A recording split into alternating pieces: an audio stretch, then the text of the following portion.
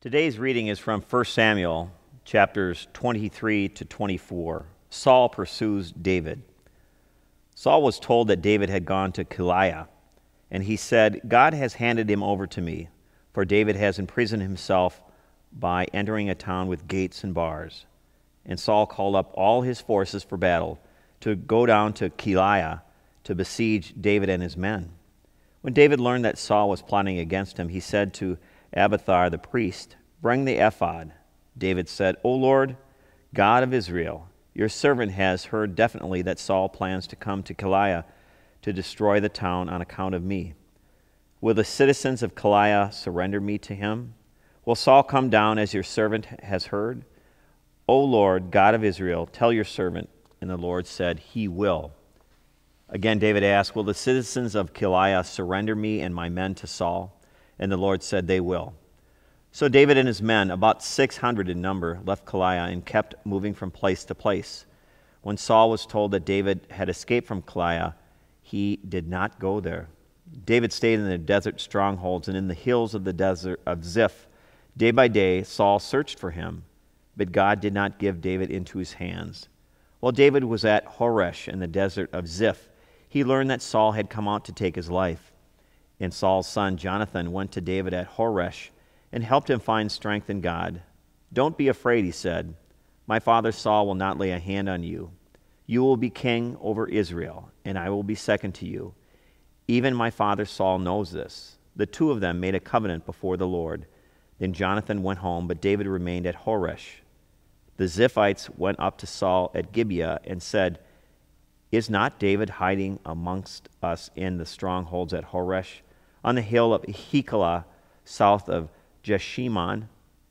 Now, O king, come down whenever it pleases you to do so, and we will be responsible for handing him over to the king." Saul replied, "The Lord bless you for your concern for me. Go and make further preparation. Find out where David usually goes and who has seen him there. They will tell me he is very crafty.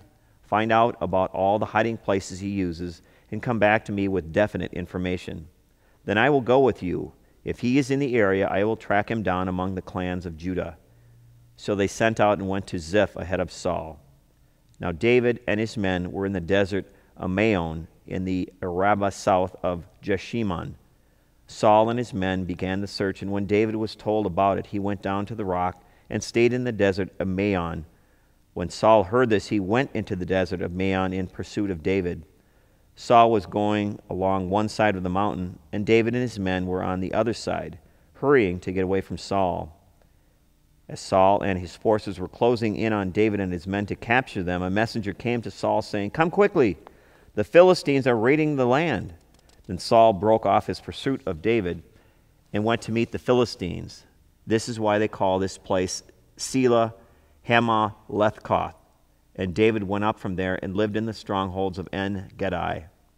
After Saul returned from pursuing the Philistines, he was told, "David is in the desert of En-Gedi." So Saul took 3,000 chosen men from all Israel and sent out to look for David and his men near the crags of the wild goats. He came to the sheep pens along the way. A cave was there, and Saul went in to relieve himself. David and his men were far back in the cave. The men said, "This is the day the Lord spoke of when he said to you, 'I will give your enemy into your hands for you to cut a deal with as you wish.'" Then David crept up unnoticed and cut off a corner of Saul's robe. Afterward, David was conscience-stricken for having cut off a corner of his robe. He said to his men, "The Lord forbid that I should do such a thing to my master, the Lord's anointed, or lift my hands against him, for he is the anointed of the Lord." With these words, David rebuked his men and did not allow them to attack Saul. And Saul left the cave and went his way.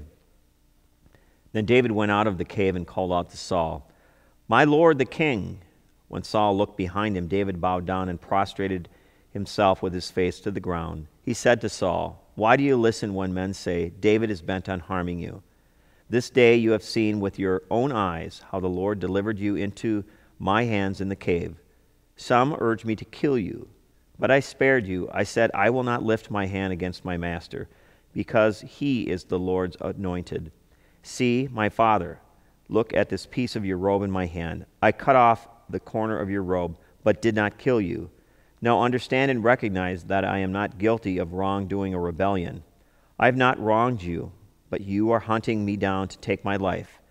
May the Lord judge between you and me, and may the Lord avenge the wrongs you have done to me. But my hand will not touch you. As the old saying goes, from evildoers come evil deeds. So my hand will not touch you. Against whom has the king of Israel come out? Whom are you pursuing? A dead dog? A flea? May the Lord be our judge and decide between us. May he consider my cause and uphold it. May he vindicate me by delivering me from your hand. When David finished saying this, Saul asked, Is this your voice, David, my son? And he wept aloud. You are the most righteous than I, he said. You have treated me well, but I have treated you badly. You have just now told me of the good you did to me. The Lord delivered me into your hands, but you did not kill me. When a man finds his enemy, does he let him get away unharmed? May the Lord reward you well for the way you treated me today. I know that you will surely be king, and that the kingdom of Israel will be established in your hands. Now swear to me by the Lord that you will not cut off my descendants or wipe out my name from my father's family. So David gave his oath to Saul. Then Saul returned home, but David and his men went up to the stronghold. Here ends the reading.